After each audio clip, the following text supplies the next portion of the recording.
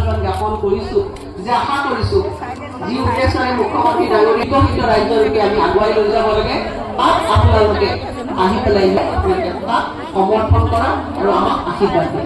মই সেইটো মহিলা আছে মুখ্যমন্ত্ৰী ডাঙৰীয়াক আপোনালোকে আশীৰ্বাদ দিয়ক, তেখেতে আকৌ আমাৰ গ্ৰহণ কৰিব, মহিলাসকলৰ সবলীকৰণ আৰু নেতৃত্ব ল'ব, অসমক সামগ্ৰিকভাৱে বিকাশৰ পথত আগুৱাই লৈ যাব। এই দুআষাৰ কৈ সকলোলৈকে পুনৰবাৰ মই সেৱা অভিনন্দন শুভকামনা জ্ঞাপন কৰি মোৰ ক'বলৈ এইখিনি ইমানতে সামৰি মাৰিছোঁ। ধন্যবাদ। ধন্যবাদ মহোদয়। শ্ৰদ্ধেয় সুধীমীৰ ভাষণ প্ৰদান কৰিবলৈ বিনম্ৰ অনুৰোধ জনাইছোঁ।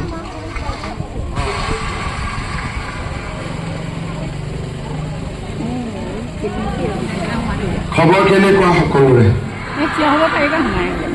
আচ্ছা, সঁচাই ভালনে? মাত চাত ভাগি গৈছে এইফালে কিমান ভাল?